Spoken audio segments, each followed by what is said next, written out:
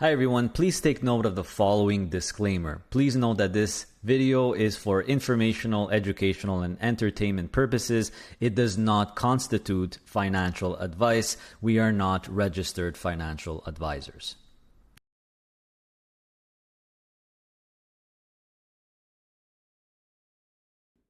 Hey everyone, welcome to another episode in DIY Investing Education. And in the last two episodes, we talked about a very important account to understand as Canadian, the tax-free savings account, right? The TFSA. And in the next two episodes, we're going to cover the RRSP account. So the RRSP is the Registered Retirement Savings Plan that, by the way, sometimes, unfortunately, doesn't get as much love as the TFSA, but I really believe, my personal opinion here, that it's a very important account to understand and to take advantage of as a Canadian, especially if you're a high income earner, because it could really help with retirement down the line. And it is, just like the TFSA, a very powerful account that can compound greatly over time. So in this episode, I'm going to give you a brief overview of what I feel you should know, the real basics of the RRSP. And in the second episode, part 2, we're going to cover how withdrawals work, how taxes actually work for the RRSP account. So let's do a brief overview. And I've been using AI a lot lately, to be honest with you, the Google AI. And I just Googled RRSP overview and I got a really good overview here. Let's go through it together, as well as the key points and key aspects to understand of the RRSP. So this is a Canadian government registered account, right? Just like the TFSA, it's registered with the Canadian government. And it's designed for, like the name says, retirement savings. And one of the massive big advantages that it has is right here. Offering tax-deductible contributions. What does that mean? I'll explain it in a second. And tax-deferred growth. Contributions reduce taxable income. That is really cool. And investment earnings remain tax-free until withdrawal, typically during retirement when income is lower. So a really nice paragraph there that really not only explains the RRSP, but kind of also gives us hints on how it was designed or how best to use it. So what are the key advantages of the RRSP? The biggest one by far, in my opinion here, there's really two massive advantages, is contributions are tax deductible, reducing your immediate income tax bill. And the second one is really investment growth within the plan or within the account is tax sheltered until the funds are withdrawn. So let's break it down here. What does it mean that contributions are tax deductible, reducing your immediate tax bill? Well, it's simple, everyone. They're tax deductible dollar for dollar. So let's say you are in Canada and you're making $100,000 a year. Let's say you put in $10,000 in your RRSP account. So obviously throughout the year, you have your paycheck, you're paying taxes on that paycheck, right? On 100,000, 150,000, whatever it might be. As you know, obviously the higher income you're earning, the higher your taxes are going to be on your paycheck. But let's say you invest $10,000 or you deposit $10,000 in your RRSP account. Well, it's as if, and we're using the $100,000 example here.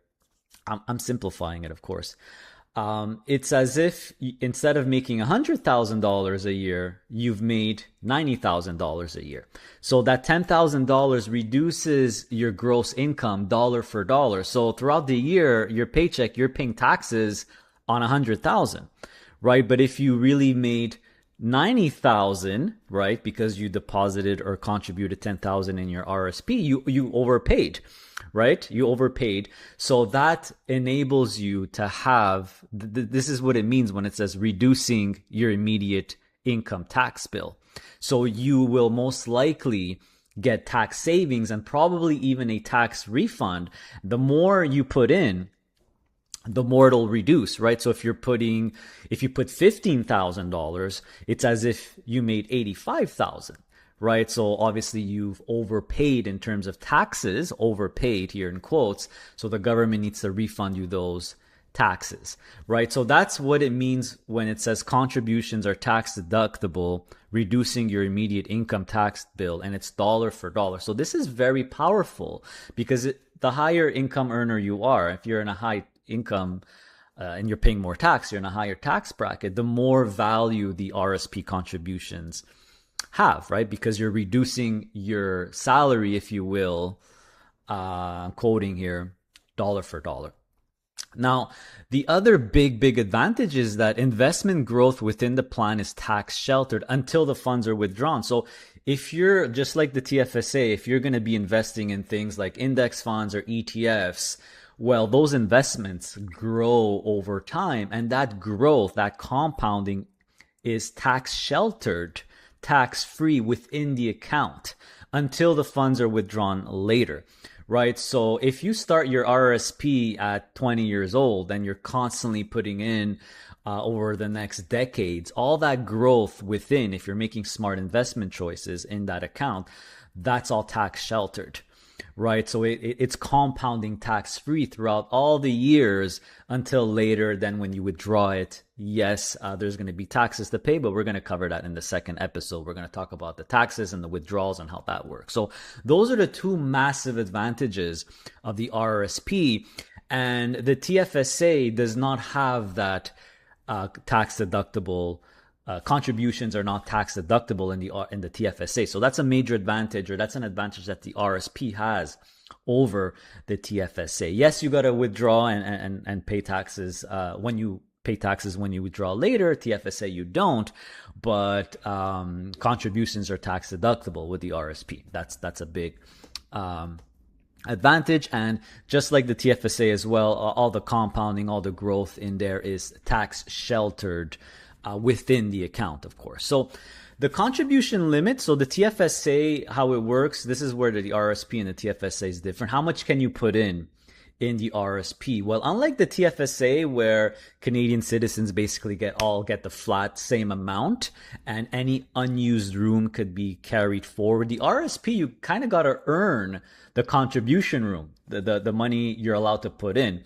So basically, it's the lower of 18% of your 2024. This is 2024. Every year, it's always 18%, but then there's also another limit here. For example, for 2024, $32,490. And I'm on TD's website here, and a really nice article that describes the RRSP.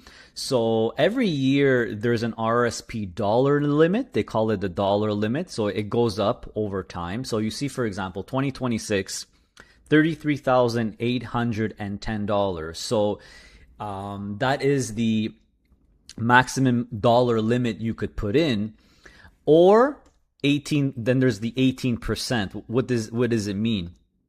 Well, it's the lower of the two numbers. So let's just say you're a high-powered executive. You're making $200,000 a year. Okay, if we do 18% of that, that would be $36,000, right? So $36,000 versus 2026, it would be $33,800. Your limit would technically be the 33,810. It would be the lower of the two numbers, right? So this is the government basically showing you how powerful RSP room is, because they're really putting a cap on it. So for example, if you're making $350,000 a year, right, 18% of that would be 63,000, but you can't put 63,000. That's you got to take the lower number between the 63,000 or the 33,810, the RSP dollar limit in that year. So that's how the contribution limits work, right? And that's what it means when it says it's the lower of the two numbers. Basically, if you don't use any of your contribution room, it carries forward just like the TFSA. So any unused room carries forward year after year after year. So just like the TFSA, you could hold pretty much any kind of investments in there, like stocks and ETFs and bonds, GICs, mutual funds. So it's very similar to the TFSA in that way. And in terms of the withdrawals, in terms of the taxes, we're going to cover that in the second episode.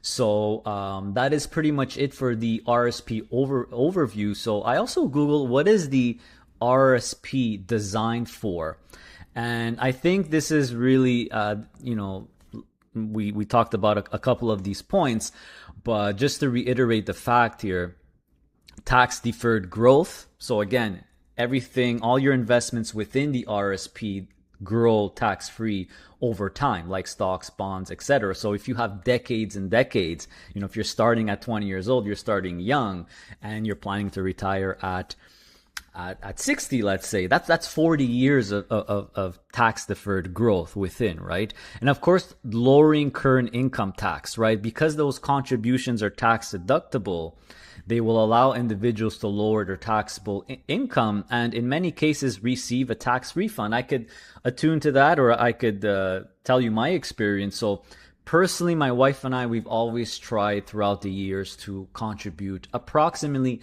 10% of our after-tax salary to our RRSP.